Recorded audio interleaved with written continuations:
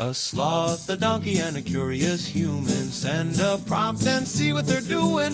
One hits record with a question on his mind. Two brothers pick it up, see what they find. Corn takes his time, Herman's got the facts. Back and forth, they never hold back. My weird prompts, come on in, that's where we begin. My weird prompts, glad you're here.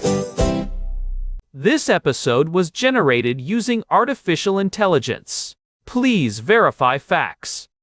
My Weird Prompts is a community-driven initiative exploring how AI can fuel curiosity and uncover the fascinating ways our world works.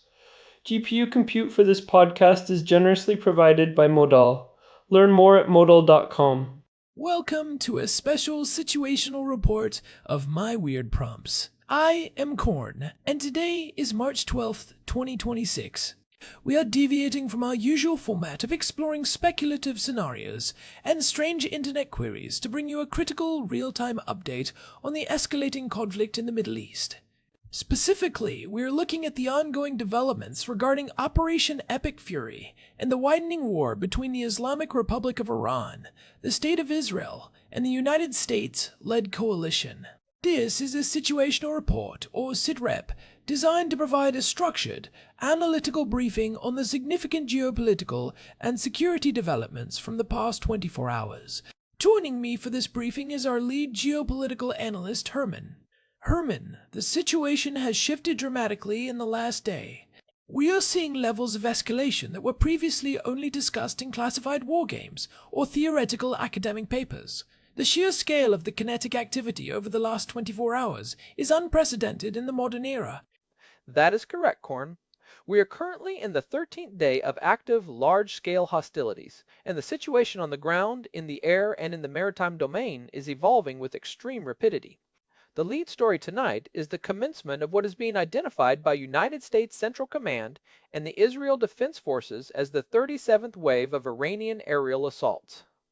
This massive offensive began at approximately 23:28 Coordinated Universal Time on the night of March 11th.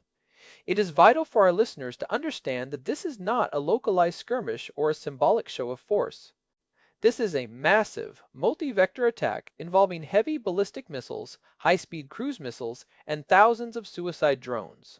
The primary targets appear to be the dense urban centers of Tel Aviv and the central regions of Israel, but we are also seeing simultaneous heavy strikes directed at logistical hubs and energy assets across the Gulf states.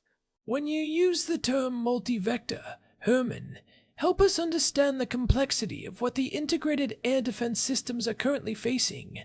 Are we talking about a simple saturation tactic, or is there a more sophisticated layer to this 37th wave? It is a masterclass in saturation and synchronization. Korn, the Islamic Revolutionary Guard Corps, or IRGC, is utilizing a strategy specifically designed to overwhelm and deplete the most sophisticated missile defense umbrellas in the world, including the Iron Dome for short-range threats, David's Sling for medium range, and the Arrow 2 and Arrow 3 systems for exo-atmospheric ballistic threats. By launching drone swarms, primarily the Shahed 136 and the newer, faster jet-powered variants, simultaneously with Sumar cruise missiles and multi-warhead ballistic missiles like the Khorram Shar 4, they force the defensive computers to make split-second prioritizations. They are trying to find the mathematical breaking point of the interceptor inventory. According to the latest reports from the Israel Defense Forces spokesperson and United States Central Command, air defense sirens are currently active across the Gush Dan region, including Tel Aviv, Herzliya, and Rishon LeZion, as well as in Manama, Bahrain. We have confirmed reports of active kinetic engagements over these areas. While the majority of interceptions have been successful, the sheer volume of the 37th wave has resulted in significant debris falling in densely populated suburban areas. This has caused massive fires, structural collapses, and extreme civilian distress. The psychological toll of the constant sirens and the thunder of interceptions is becoming a primary factor in the domestic stability of these regions.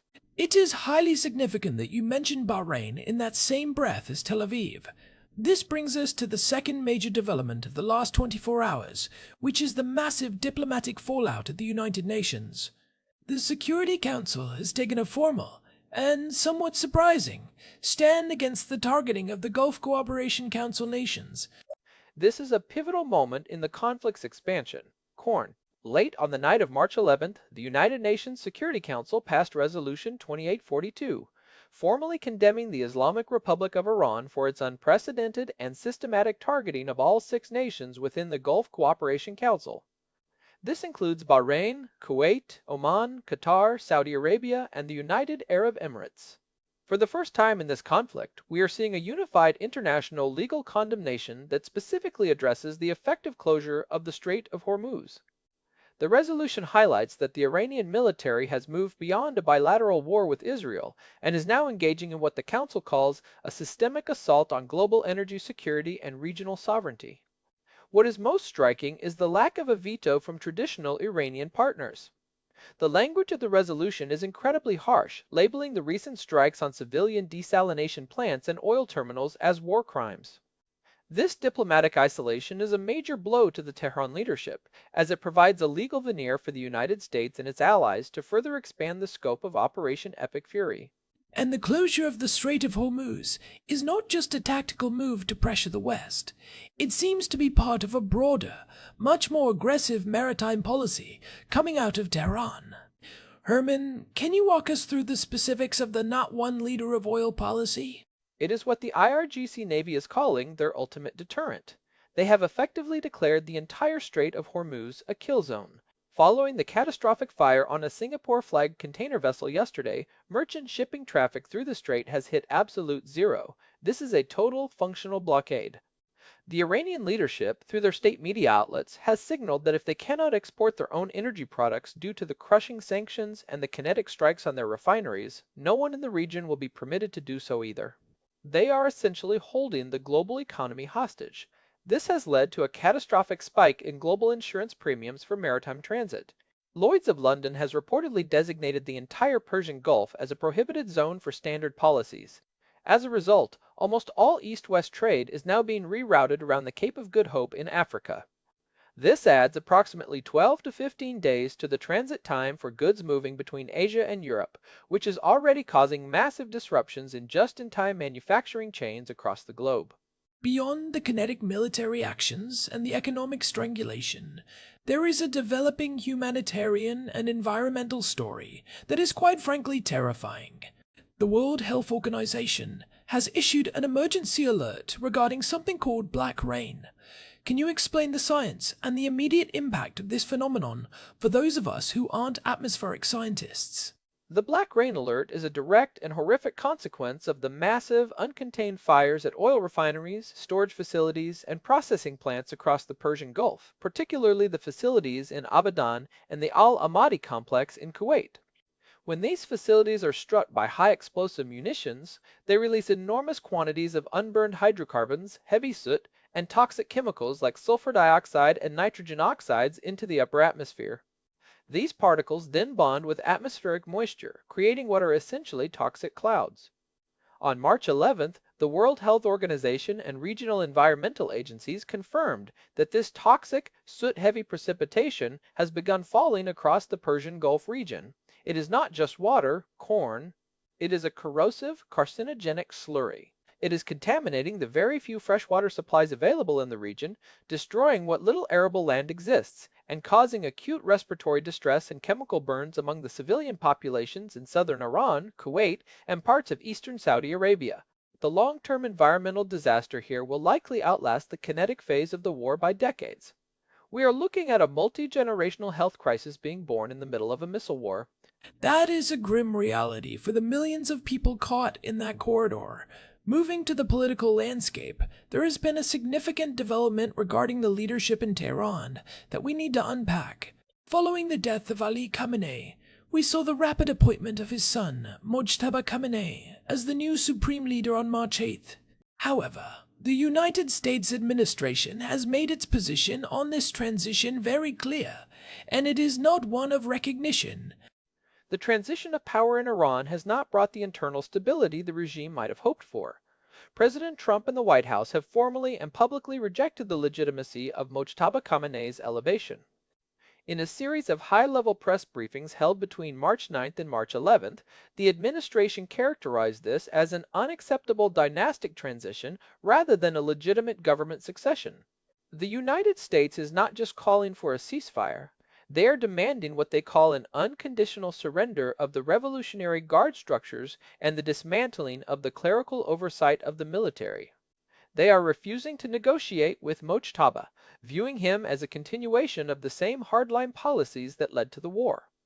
This is an incredibly hardline stance, Korn. It signals that the United States is not looking for a diplomatic off-ramp that leaves the current power structure in place. They are looking for a fundamental regime collapse. This has, predictably, backed the IRGC into a corner, making them feel that their only option is total, existential war. That leads us directly to the military campaign being conducted by the United States and Israel, known as Operation Epic Fury. We've heard some numbers, but the scale of these strikes is difficult for the average person to comprehend. What are the latest figures from Central Command? The numbers provided by Central Command are, quite frankly, staggering. In the first 10 days of Operation Epic Fury, over 5,000 distinct targets were struck within Iranian territory. Day 11, which was March 10th, was reported as the most intense period of the campaign so far, with over 800 sorties flown by coalition aircraft. The operational focus has shifted from purely neutralizing air defenses to what is known as a decapitation strategy. This involves targeting the mid-level command and control structures, the colonels and brigadiers of the IRGC who are actually managing the day-to-day logistics of the missile launches.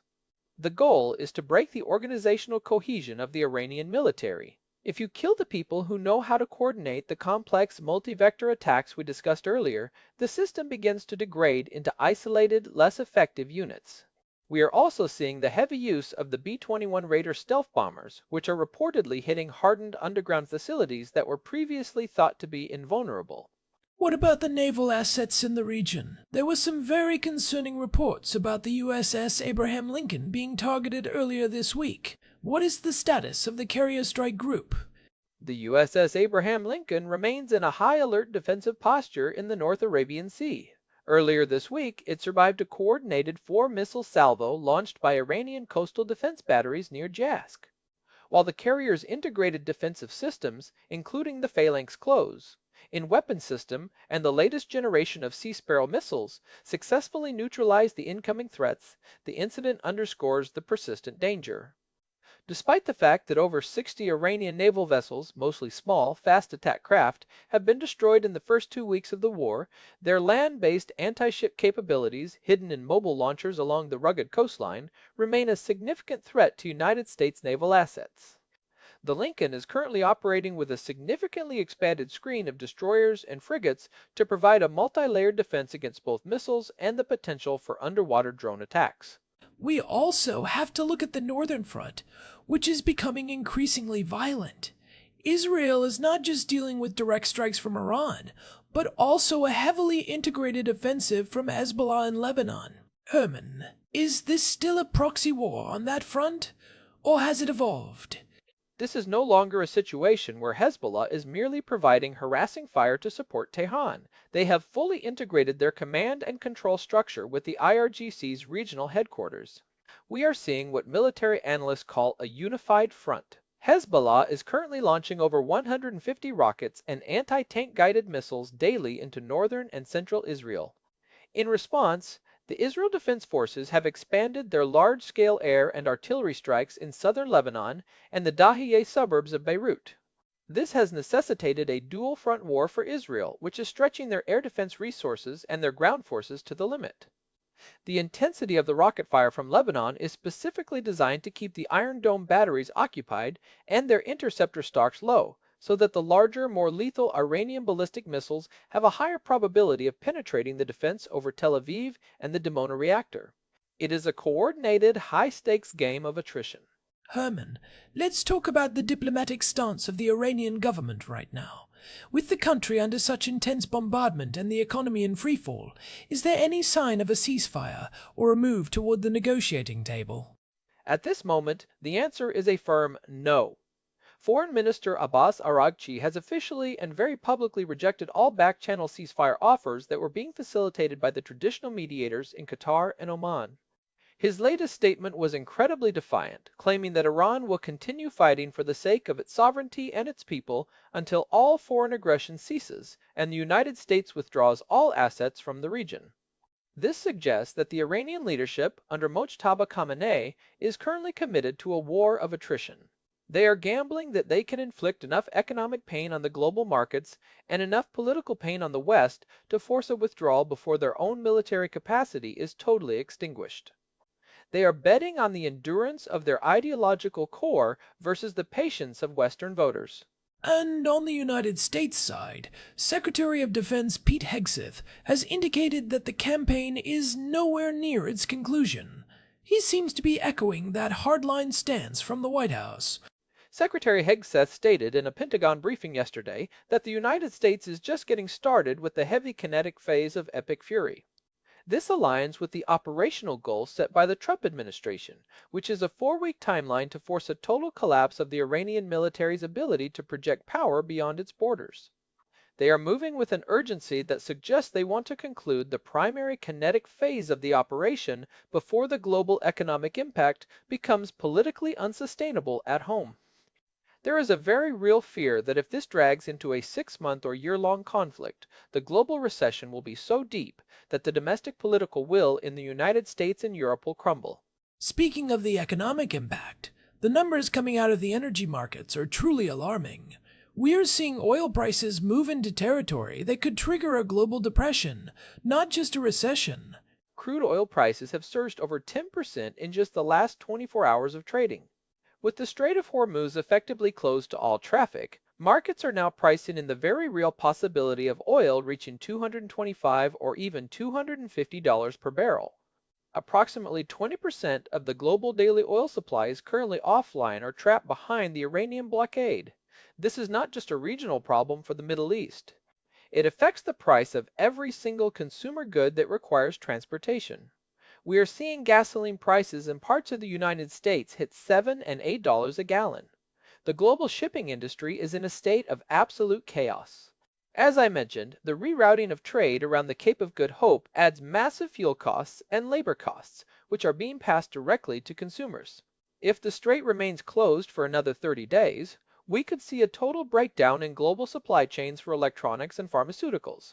It seems the Gulf Cooperation Council states are in a particularly vulnerable position. This is the first time in history all 6 states are under active fire simultaneously. How are they responding internally? It is a historic and dangerous precedent, Corn. Bahrain and the United Arab Emirates have sustained the most significant damage to their civilian infrastructure so far, particularly their power grids and desalination plants. The Iranian strategy appears to be one of collective punishment. By hitting Prince Sultan Air Base in Saudi Arabia and the Mamer industrial facility in Bahrain, Iran is sending a message that no one in the region is safe as long as the United States and Israel are conducting strikes. This has put the GCC leaders in a difficult position. They are publicly supporting the UN resolutions, but privately, they are terrified of the long-term consequences of a total Iranian collapse, which could lead to a massive refugee crisis and regional instability that lasts for decades. What is the humanitarian situation inside Iran itself? We have heard conflicting reports about civilian casualties, and it's hard to get reliable data through the fog of war. The Iranian Red Crescent has confirmed that strikes have occurred across 24 of Iran's 31 provinces. The Iranian government claims that over 10,000 civilian sites, including schools and hospitals, have been hit, but intelligence analysts believe this number is likely inflated for propaganda purposes to garner international sympathy and pressure the UN for a ceasefire. However, the World Health Organization has confirmed at least 1,300 Iranian civilian deaths from the last 48 hours alone. There is also a growing refugee crisis on the borders with Turkey and Iraq. Hundreds of thousands of Iranian citizens are fleeing both the aerial bombardment and the deteriorating environmental conditions caused by the Black Rain. The situation in cities like Ahvaz is particularly dire, with reports of food and water shortages reaching critical levels. Herman, let's move to your professional assessment of the trajectory of this conflict. Where do we stand as of March 12, 2026? Are we at the beginning of the end, or just the end of the beginning? The trajectory is clearly and dangerously escalating. We have moved past the initial phase of surgical strikes and entered a true war of attrition. Despite the overwhelming technological and numerical superiority of the United States and Israeli coalition, Iran's asymmetric capabilities remain functional and lethal. While their conventional navy and their fixed air defense sites have been largely neutralized, their mobile ballistic missile launchers and their drone manufacturing facilities are often hidden in hardened silos or within civilian areas, making them incredibly difficult to find and destroy without massive collateral damage. They are still capable of launching waves like the 37th wave we are seeing now. We are in a race between the coalition's ability to dismantle the IRGC and Iran's ability to break the global economy. What are the key variables we should be watching in the next 48 to 72 hours? What are the tripwires for further escalation? There are three primary variables to watch. First is the first major strategic command decision from Mojtaba Khamenei. We need to see if he orders a final massive retaliation involving their most advanced long-range missiles, or if he begins to look for a face-saving exit as the internal pressure from the Iranian public mounts. Second is the question of United States ground intentions. If the air campaign, Operation Epic Fury, succeeds in collapsing the Iranian government's control, there is the massive question of whether the United States will transition to a ground stabilization force. That would be a massive commitment that the American public is likely not prepared for. Third is the domestic stability within Iran itself. We are receiving unconfirmed but persistent reports of internal unrest and anti-war protests in cities like Mashhad and Tabriz. These are driven by the death of the elder Khamenei and the worsening humanitarian conditions. If the Iranian people turn against the IRGC in a significant way, the war could end much faster than the military models predict. That is a comprehensive and sobering look at a very complex and dangerous situation. Herman, I want to thank you for providing this level of detail and analysis. To our listeners, this has been a special situational report episode of My Weird Prompts. We felt the gravity of these events and the potential for global impact warranted a dedicated, structured briefing. We will continue to monitor the situation as it develops and bring you updates as the information is verified. Thank you, Korn. It is important to remember that in a conflict of this scale, information is often the first casualty. We are doing our best to distinguish between confirmed facts and the inevitable fog of war. The coming days will be some of the most consequential for the Middle East and the global order in the 21st century. We are watching history unfold in the most violent way possible. We will be back with our regular programming as soon as the situation allows. For more updates and to listen to previous episodes where we discuss the lead up to this conflict, you can find us on Spotify, Apple Podcasts, or at myweirdprompts.com. If you have questions or information from the region you would like to share, you can reach us at show@myweirdprompts.com. Stay safe, stay vigilant, and stay informed. One final note for our listeners in the region. The environmental impact we discussed, the black rain, is expected to move toward the eastern coast of the Arabian Peninsula over the next 12 hours due to shifting wind patterns. Residents in those areas should follow the guidance of their local health authorities, stay indoors if possible, and absolutely avoid contact with rainwater or open water sources. A vital and potentially life-saving reminder. Thank you all for listening to this special situational report. We will provide further updates as the 37th wave of strikes concludes and the diplomatic situation at the United Nations evolves. This is Korn and Herman, signing off for now. This episode was generated using Gemini Flash 3. Text-to-speech engine was Chatterbox. Thanks for listening to our show, My Weird Prompts, where our thoughts go from slow takes to facts on cue. We change and follow through. My Weird Prompts, that's the flows from sloth, from man, from long-eared host. My Weird Prompts, until next time, stay curious, keep